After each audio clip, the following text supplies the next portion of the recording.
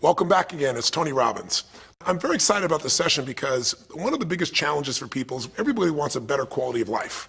Everybody wants life to be greater, but almost all of us get stuck at times where something stops us, something prevents us from doing something that we really are capable of doing. Whether it's turning around our body or shifting a relationship or turning around our finances or maybe just being happy and fulfilled at a different level, we get stuck with a belief of how we're not supposed to be, what we're not supposed to do, what people won't accept, what we're not capable of. Or maybe we get stuck in an emotional pattern of just being pissed off or frustrated or worried or sad or overwhelmed.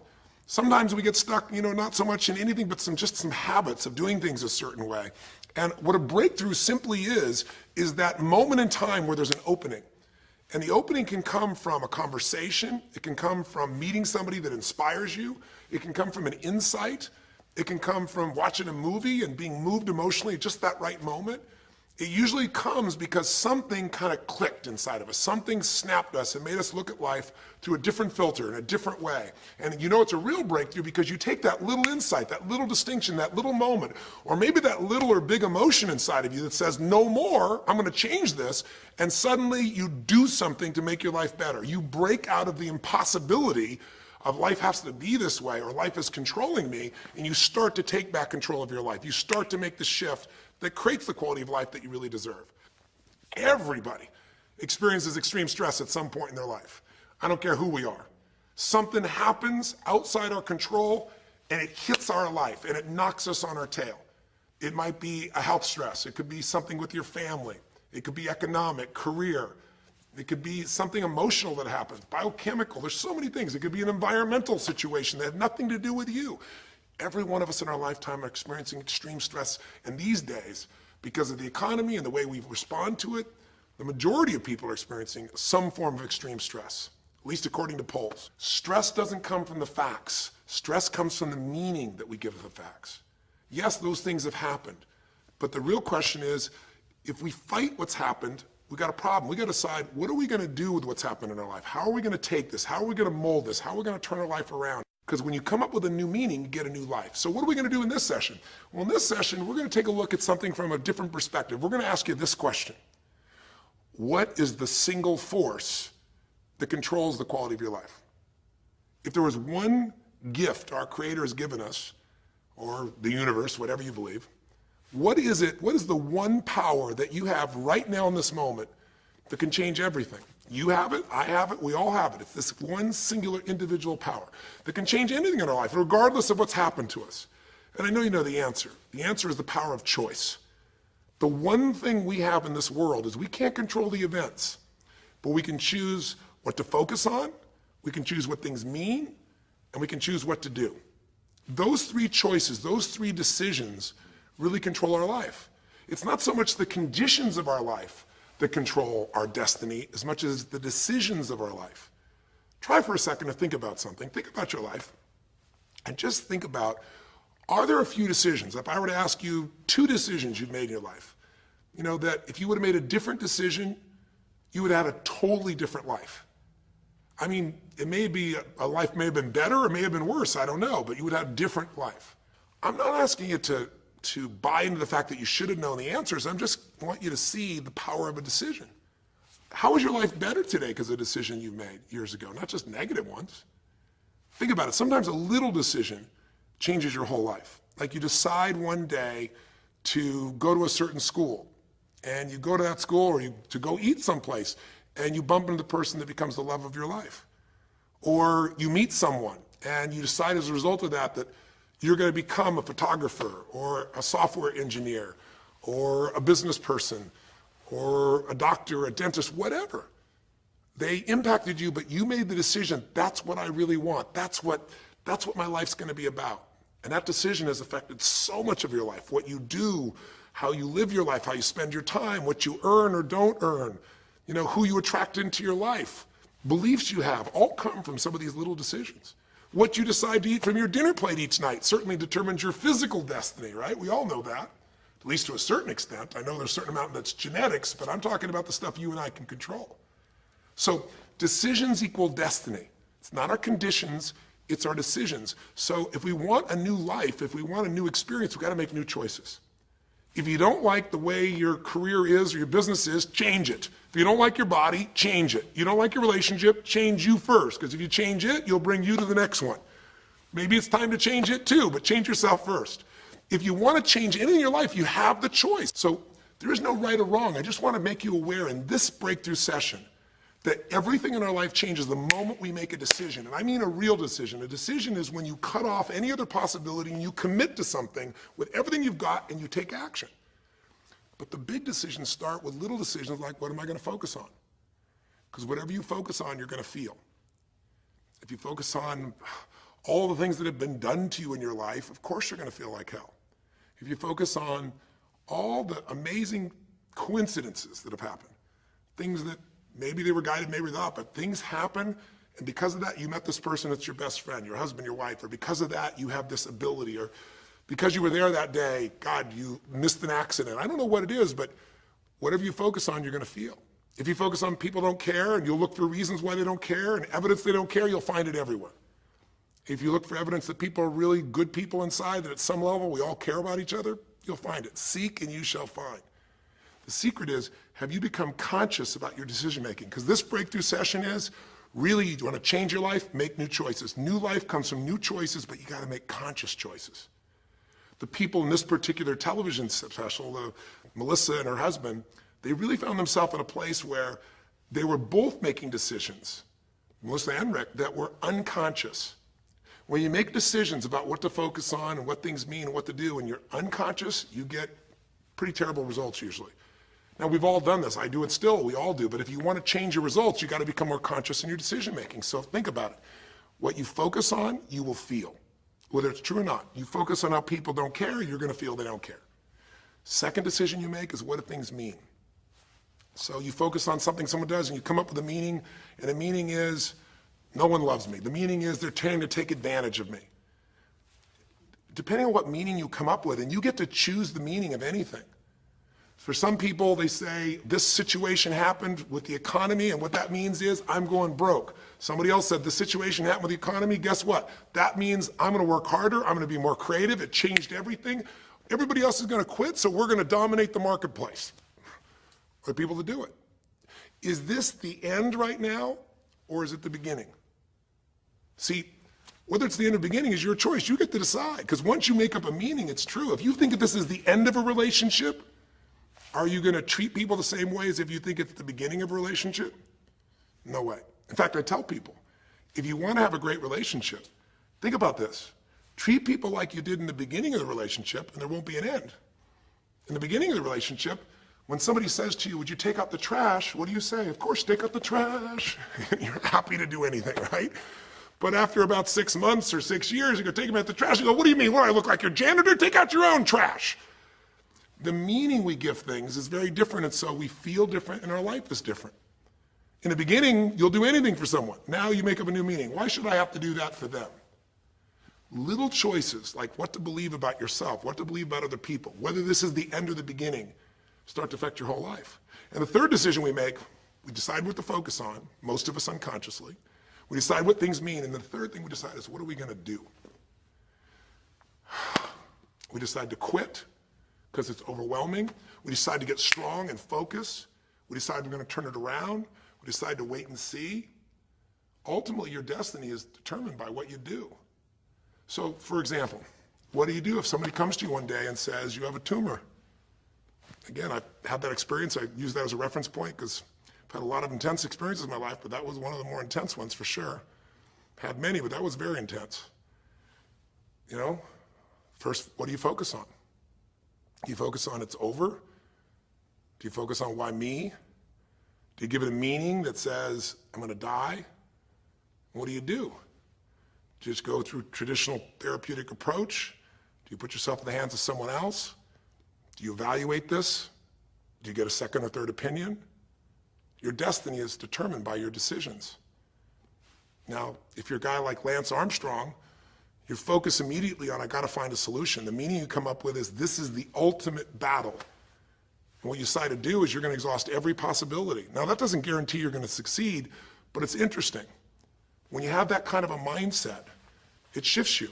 And Lance Armstrong, I mean, he was told things like, look, You got tumors here in your brain, you got them in your lungs, right? You got obviously in testicles, and you ride a bike for a living. That's pretty tough. But he made it through all of those pieces. Now, am I saying because he made the right choices?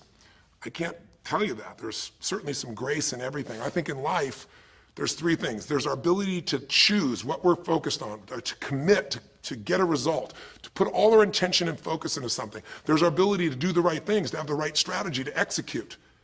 And then there's some grace. There's what some people call luck, some people call grace.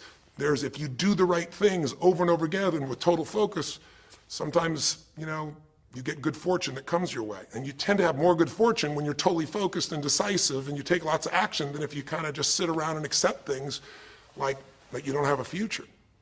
But the point of the matter is this guy turned it around. What was he like after he got through this problem? After he had his breakthrough, after he faced cancer, racing against some other guy seemed like nothing by comparison. You're not much of a competitor. I faced death. And he goes on to win Tour de France after Tour de France after Tour de France, breaking every record anyone could ever imagine. What do you do decades ago, half a century ago almost now, and someone says to you, go to the back of the bus, and you're African American? One woman just decided, you know what? You can't take my dignity from me. I can only give that up, and I don't choose to give it up. And I will not go back to the bus. The answer is no. And Rosa Parks changed an entire society. Because that day she chose to focus on something else. She gave it a different meaning. This is not a command. You do not have control over me. And she decided to fight. And she changed the direction of a country and of many other countries. She started something. We forget that you don't have to be famous to have the ability to change at least your own personal history, to change the direction we go in our life. We have the power to choose, even if you haven't before. You can finally say, no more, I won't put up with that, within myself or from anybody else. And here's what I'm going to do differently. That's where the breakthroughs really start to happen. Now the question is, why do some people stand their ground and make something change versus other people just kind of accept things? Why do some people make bold decisions and other people make decisions that are based on trying to hang on to what they've got?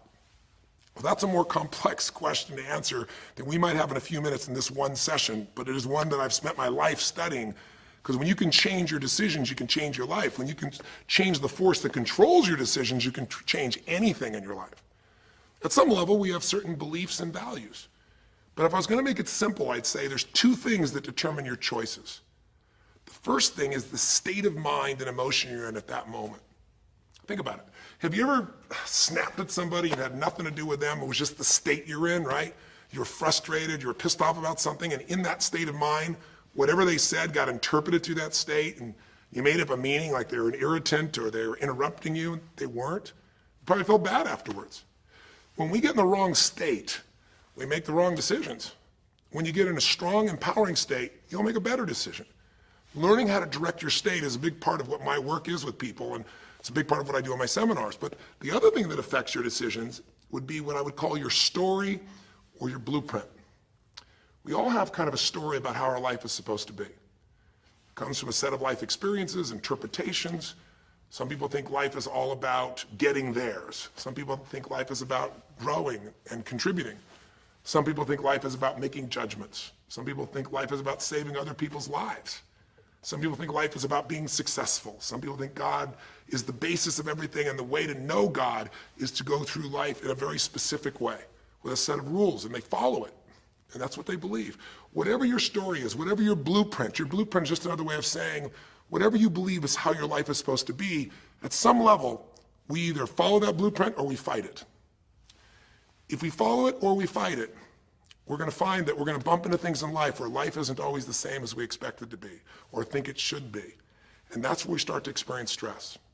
So in this session of Breakthrough, when you watch this story and you saw Melissa, you saw the conflict between what she desired most and what she feared most.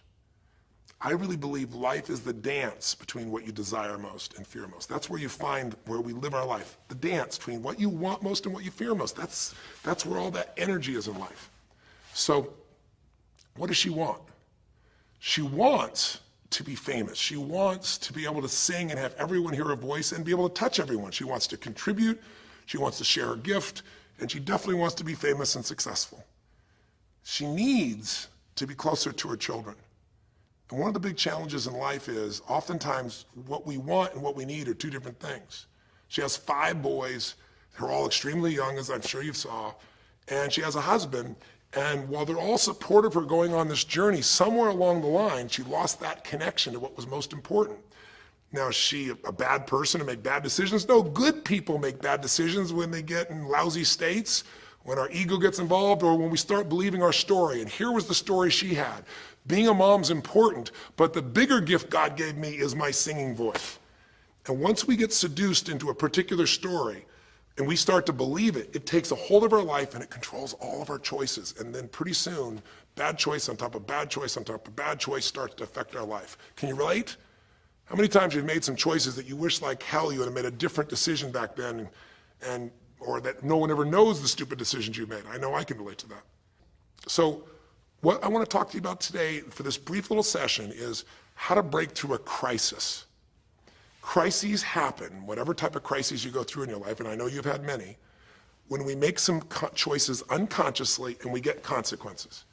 And we make them unconsciously because we're trying to get what we want. We don't really know what we value most. We don't know what we need.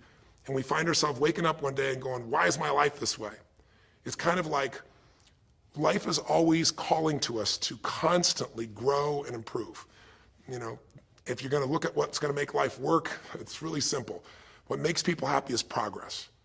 We're happy when we're progressing. If you're overweight, but you leave today and you say, you know what, this breakthrough thing, what I got out of today for me more than anything else is, I've been stuck waiting for some magical diet, some magical exercise plan, some magical time in the future when we have more time. There is no more time. I don't need to wait for that. I'm just going to make a decision today to get started. I don't need to go out there and go interview 20 trainers and get online. I don't need somebody to give me a perfect plan. I need just to pick up my shoes and start walking. I need to just get somebody behind me who just goes, run! I don't need to wait for perfection. I'm going to do something right now. I choose to get fit. I choose to walk. I choose to run. I choose to go join a club. I'm doing it now. A breakthrough happens the moment you make a new choice. And you don't have to wait. You can just get yourself in a new state. Maybe this tape will get you doing. Or you just have to have a new thought that says, you know what? I made choices in the past. I'm overweight because I chose to eat this and this. I'm not going to eat it anymore. I'm changing now. You can change your whole life real fast with just a few choices. But if you don't make the right choices, eventually you're going to face a crisis. Crisis is when you made so many poor choices that sooner or later life shows up, and instead of asking gently for you to change and improve, to grow, to make progress, to be happy, life, when it's a crisis, now demands change. It isn't asking anymore. We borrowed money as a society and we overspent and we talked about changing and we knew we had to change, and now a crisis happens and guess what? Nobody has a choice. The game has changed. And what crisis does is it melts us down. It melts us down so that we can recast our life. We can remold ourselves. And usually on the other side, our life is greater because as we go through that crisis, we have to grow. Everybody wants change. Nobody wants to do it. Everybody, I should say, wants progress, but nobody wants to change. Everybody wants their life better, but nobody wants to do the push-ups, the running, have the economic or emotional discipline to make it happen. But if you're watching this right now and you're still with me, some part of you wants more. And I'm saying to you, choose it. And the way you're going to choose it is really simple. If you're in that crisis, what keeps you in the crisis is probably because you're being reinforced. Most people, they overeat, or they smoke, or they drink, or they yell at people. They keep doing it because they're rewarded. Whatever gets rewarded gets reinforced. Whatever habit or behavior is reinforced becomes a habit, and then pretty soon, do it long enough, it becomes part of your personality, and pretty soon you think it's who you are, and you just keep living that way. I mean, it's easy to see this in other people, right? It's easy to see how messed up they are and how easy they could if they just make some new choices. All you gotta do is turn on the television, some news program, some entertainment program, and you'll hear detailed descriptions about some person who is very powerful celebrity who is doing some stupid thing. Why do we see all this stuff on television? Why do we hear about every person you can imagine, from Lindsay Lohan to Britney Spears to all the way back to the old days it was Elvis or Michael Jackson or whoever it is that's in the news today in this stage of life in your country as you're watching this? It's because we want to see other people who make bad decisions so we can feel better about our own. But the reason those people don't change, Lindsay Lohan, she's got another DUI. She's putting herself at risk. She's putting other people at risk. She could kill someone. She goes to jail, it's supposed to be 90 days. But here's the consequence. It goes to 2 weeks. And before she even gets out of the jail, she makes a deal for an interview and gets paid $1 million when she gets out for the interview. What do you think the chances of her changing when her bad behavior gets her $1 million, and I don't know if she even makes that for that much time of acting at this stage? What do you think the chances are when people around her say it's not your fault, it's not fair, they treat you unfairly? As long as we have the decision that we're not responsible, it's not our fault, we can't change anything. We have no power. So I don't know by the time you watch this if Lindsay will have changed, but if she did, it'll be because the enablers are gone, she's taken responsibility, and she's found something she values more than attention and money for bad behavior. Now, it's easy to look at that with her, but what about you and I? Where are you and I addicted to our problems? Where are you and I reinforced? So many people, when they have a big problem, listen, if things are going well, you say, oh, it's going so great. Your friends go, well, that's great. And after a while, they go, well, easy for you. But if you got a problem, people go, hey, I understand, and they connect with you. Where do we get addicted to our problems? If you want to make a new choice, if you want to make a new decision today, if you want to have a breakthrough in some area of your life, you got to give up the story that it's not your fault, and you got to give up the attention and the love and the connection and the commiserating that comes with it with other human beings. Here's how you change. 5 simple, quick steps, and then I'm going to give you a little tool that if you want to, you can go online and really make a change with. If you're going to change your life, step 1, I don't care if something has happened to you. You know, somebody has spilled oil all over where you fish. It's horrific. It's disgusting how they've dealt with it, but it's happened and you got to deal with it. Something's happened. Someone in your family's been injured. You've lost your job. I don't care what the problem is. If you're in a crisis, step number 1, see it as it is, but don't see it worse than it is. Now, what do I mean by that? I don't mean be Mr. or Miss Positive Thinking. By now, if you're spending time with me, you know I'm not about that. I'm not here to tell you, go to that garden and chant, there's no weeds, there's no weeds, there's no weeds. Doing affirmations is not going to change your life. You got to go see where the weeds are and pull them out. My point is simple. You got to see what the problem is, but you can't make it so horrific that you just give up. Today, this is the first generation in almost 100 years of Americans who now believe, the majority of Americans now believe, that the quality of life for themselves and their kids in the future is going to be worse than the past. They have, in other words, nothing to look forward to. 63% of the US as of today. Wow. When you start thinking there is no future, you go into what we call learned helplessness, a place where you just kind of give up. And if you get to that place of giving up, then you have no power over your life. That's when people get depressed. That's when people do crazy, stupid things. That's when people want to turn to drugs or alcohol or sometimes suicide or just total frustration and anger, and their life starts to do the opposite of a breakthrough. It becomes completely stuck and in pain or in ongoing suffering. If you and I are going to break out of that, we got to see it as it is. We're not here to be positive thinking people. You got to see what's really going on. But if you're overweight, you can't say to yourself, well, I'm big boned. That's not why you're overweight. You're overweight because you don't work out, you eat certain things, you eat Cheetos all day long, watching TV. I don't know what it is you do, but I know it's not just because you're big boned. You don't want to make it so it's outside your control or you can't change it. So see it as it is, but don't see it worse than it is so that you have no reason to try. Does that make sense? That's the first step. Step 2, get to the real truth and deal with it. Don't just see it as it is and not worse than it is. Don't just like balance it, but now get to the truth. I mean, listen, if the truth is you've been trying to get a job for 2 years and you truly have worked every day in a particular industry, and the number of jobs in that industry have shrunk down, and you really aren't getting that job, then you might have to look at the truth. The truth is you might have to retool. You might have to say, gosh, you know, the industry I'm in is gone. I mean, gross, simplistic example, but for years, vinyl records were around for 85 years. And it was a gigantic industry. And things came and went. During the vinyl record time, what happened? Well, there was, remember those 8-track tapes? Are you ancient enough to remember those things? Maybe you know somebody remembers those things. These big boxes, you push them in and out. Yeah, 8-tracks came and went, vinyl records were still here. And then cassette tapes came, right? And cassette tapes were smaller and more compact and more convenient and more seemingly indestructible. And they came over here and vinyl records were still selling like crazy. If you had a job in vinyl records, you kept it. But then a little thing came along called the CD. And when that happened, Almost overnight, you saw an entire industry that's been around almost a century was gone. If you were the guy that worked in the vinyl record factory and knew everything about it, it was the second generation, didn't matter. It was over. And now we laugh about a CD, right? Because everything in this digital world you can have instantly. Who wants to put on a CD? Pretty rare, still available.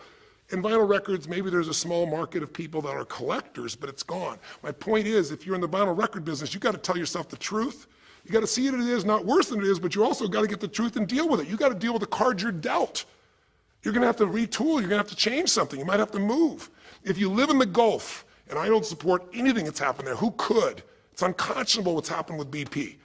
But if you live in the Gulf and you're a third generation fisherman, and you fish for oysters and they're dead, you better get to the truth. Are they going to be dead for 2 years or 10 or 20 to the best of your ability?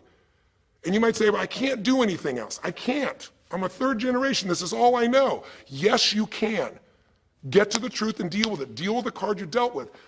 You got to deal with it, sure, I'm sure legally, but in the meantime, you got to take care of your family. I'm not saying this off the cuff easy because I've been in those situations where it's impossible, it's unjust, it's wrong, but I still got to deal with it just like you. Am I making sense?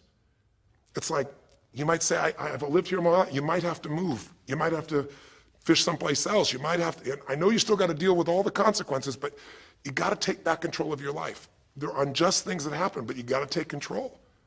Easy for me to say, I'm not sitting in your shoes. I get that. But who hasn't experienced some form of injustice someplace? Who's not dealt with something unfair? Who's not dealt with something that wasn't meant to be unfair, but it affected your entire life, your career, your finances, whatever? You got to tell yourself the truth, and you got to get to those dealing with the reality right now. The longer you wait, the longer the crisis will be. If you're having an economic crisis, got to deal with it. Got to downsize, right size, do whatever it takes. And I say, okay, Tony, well, so far you're telling me don't allow myself to make it so bad I don't try, see it as is, but don't make it worse than it is. And you're telling me get to the truth and deal with it. Well, that's nice, but how do I do that? Maybe the third step, more than just getting the role model, maybe to be more specific, is get a vision first. Get a vision and get strong. That's what I think your third step should be. You first tell yourself the truth. Yes, see it as it is, not worse than it is. Tell yourself the truth and deal with it. But the way to deal with it is say, what am I going to go for? There's got to be a compelling future. I got to come up with a vision for my life or a vision for my relationship. I've had terrible relationships, nothing's worked. Tell yourself the truth. I've made poor choices, or I've told myself stories and gave myself excuses, or I've not had the courage, whatever it is. Get to the truth. And then get yourself a vision for what you do want. Because you have to have something you're going to move towards. Does that make sense? Without a vision, people perish. It says in a very good book called The Good Book. And I know there are many good books, but that's a good one to take a look at. We need something to go for. We can deal with any problem today as long as there's something that we can look for in the future that we can strive for. It'll give us the emotional and psychological fuel, the juice, to keep moving forward. So you got to come up with a vision, and a way to do that, we'll call that step 4. Get a role model. You might get the vision from a role model. You might get the vision just from coming up with a new idea. But in order to figure out how to go from where you are to where you want to be, to close the gap from where you are to where you want to be, it's best to learn by other people's experience whenever you can. So get a role model, get their strategy, and go to work. Get into action. So I'll give you an example. Years ago, when I was first starting to try to figure out how to build myself financially, I grew up at a time when, just as I was starting to do well, this big recession happened. And I remember I was like 29, 30 years old, I think, and maybe 31, and I was doing okay, and then all of a sudden there were all these business challenges because we went through this severe recession back in those days. And I remember at the time everybody was downsizing and freaking out, and I thought, you know what? I don't want to just settle for this. I want to find a way to do well. Who's done well in really tough times? And so I started doing my homework. And in those days, you didn't go out and use the internet the way you do today. You couldn't access all that information. We actually went to libraries and did research in traditional ways. I'm ancient enough to remember those days. And I started hearing about this man named Sir John Templeton. Very famous man. He's a man who became a multi-billionaire as an investor. He started with nothing. But what was interesting is when I started to find out about his story, because here's a guy that when he's a young man, he's called Sir John Templeton now. He was actually an American originally. And he wasn't Sir. He came from a very poor family. And he just decided that in his life, He wanted to not only do well financially, he wanted to do so well he could help other people at any level that he wanted. And today, by the way, he's passed, but before he did, he created the Templeton Fund, and he also created a fund that now delivers money, gives money each year at the Templeton Prize to people that do good spiritual works, and it's larger than the Nobel Prize, and it continues to go on.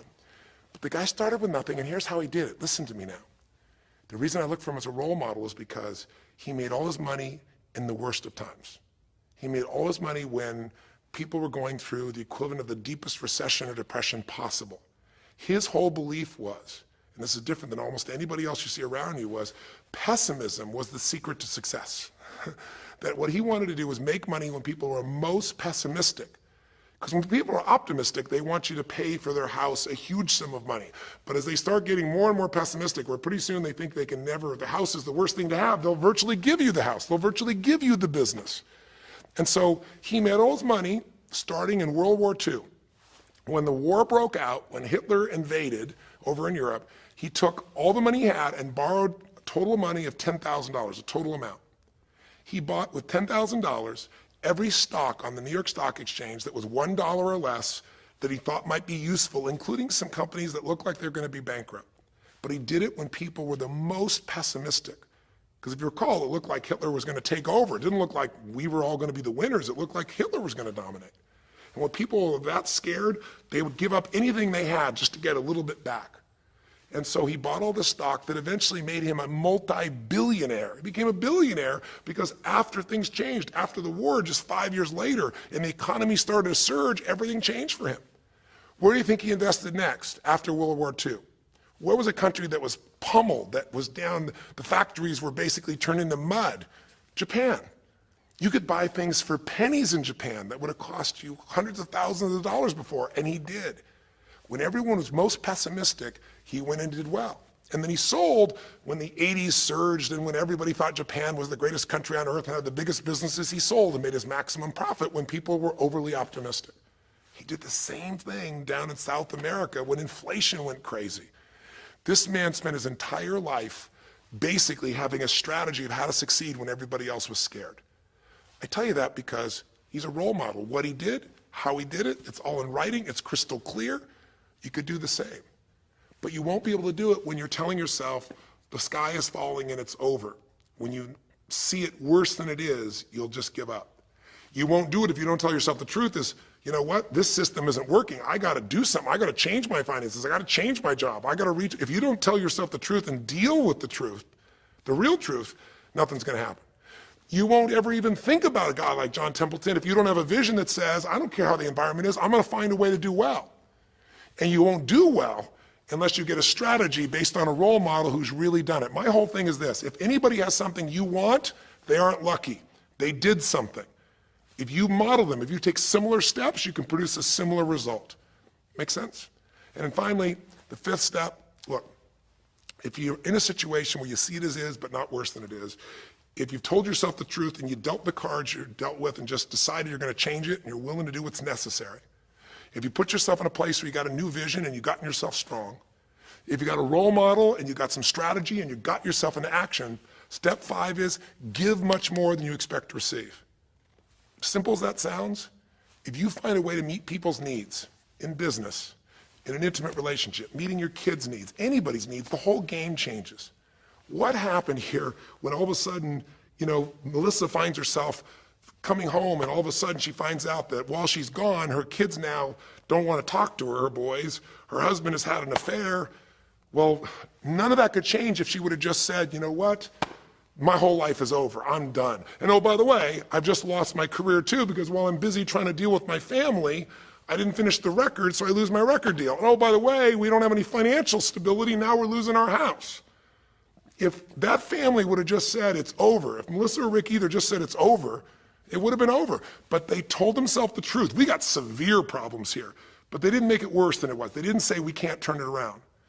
And then they got to the truth of the infidelity, the truth of her addiction to going after fame instead of being a mom, the truth that neither one of them had been really competent at parents and had not given the energy to the kids that they deserved.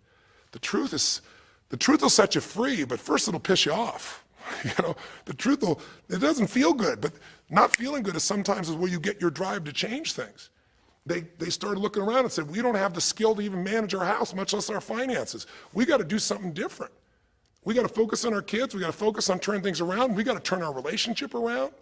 But that wouldn't have worked unless they got a vision of starting to see, it could happen. And that's what I helped them with. I helped them get to the truth. I helped them to stop over-exaggerating. I got them to a place where they got to see that this relationship could be back alive and passionate, and that these kids deserve both their parents, and that she really could be a great mom, and that maybe in the end she could even still have her singing career and enjoy it too, that she didn't have to give it all up. And I'm really proud of her. She did it because she found a role model. She got a vision, but she got a full role model. And the man that she works with today is a man that's sold, I think now 5 million or 10 million records. And most people outside the country business don't know his name. He's her mentor now. He's made music with, Willie Nelson, with just about anybody you can imagine in the business. And he's done it for all these years, but he's never left the central part of Texas because that's where his family is. And Melissa's had offers to go to Sony Red. She walked away because they said, you're gonna have to do these things without your family. She found out what was most important, and she made the decisions that met her needs to be a great mom. When you fight life and go, I should be a singer and not a mom, and you got 5 kids, you got a problem. When you fight life and say, the economy should be different, you're gonna be stressed.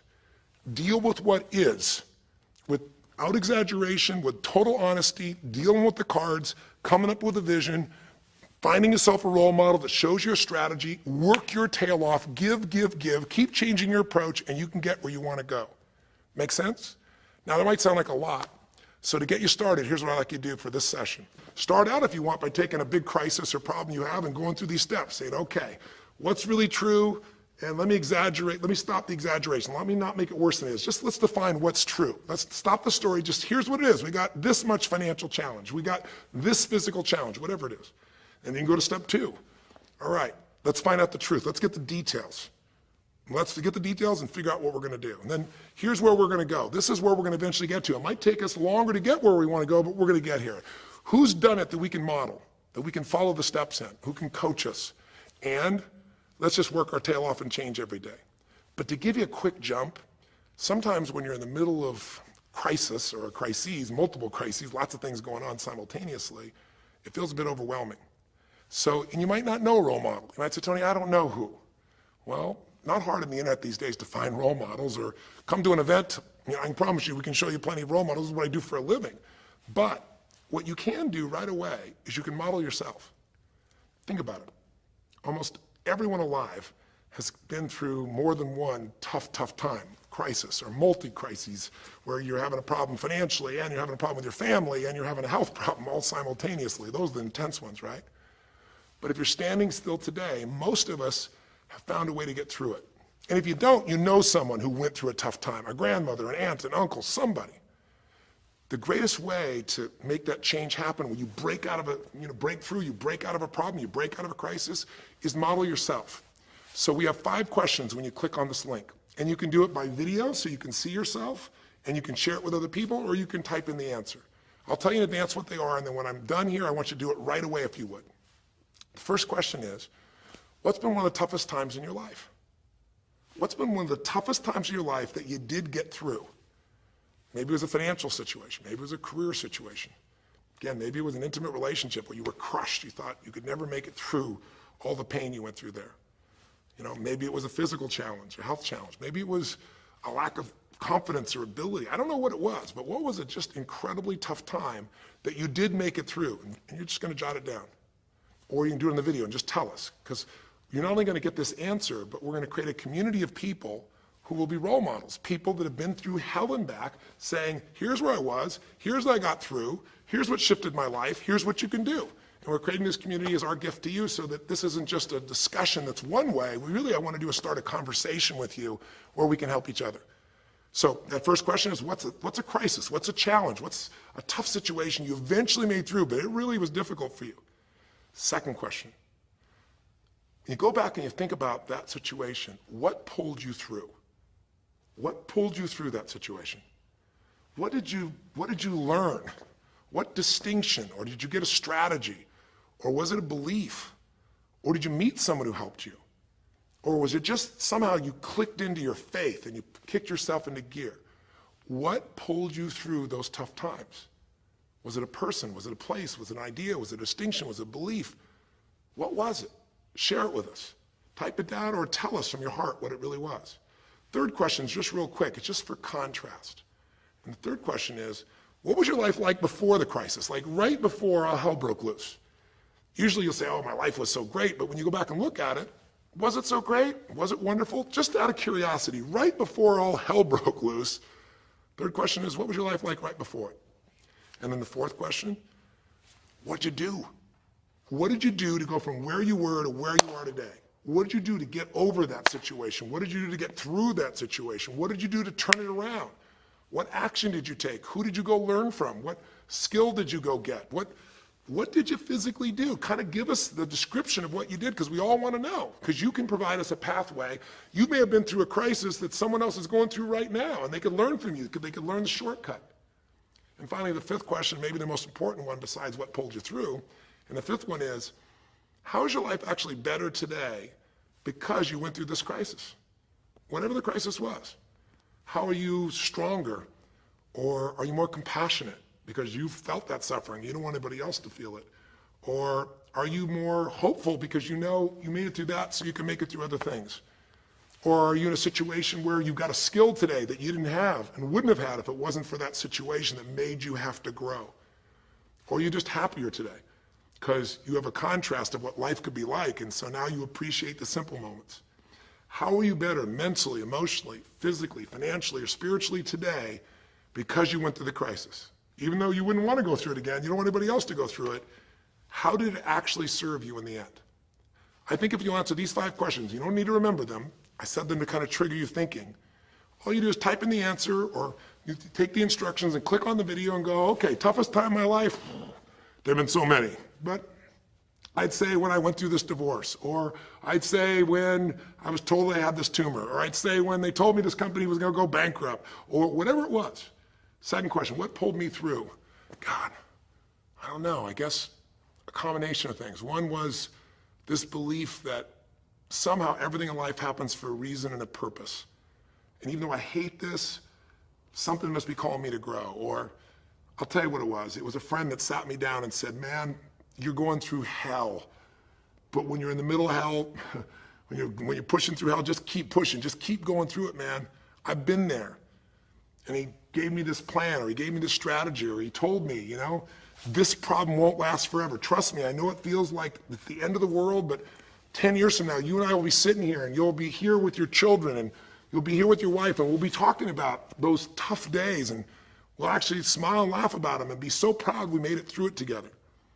Or you might say, what got me through it was prayer, or my faith in God, or what got me through it was just massive action. You know, what pulled you through? Just tell us. We all want to hear, we all need to know. And there's lots of ways to get through hell, isn't there? There's lots of ways to get through a crisis. There's so many ways. That's what I want people to get. So when you're done with this on the website, you will give in something, because a community is not just a place you go get stuff, right? It's a place you give.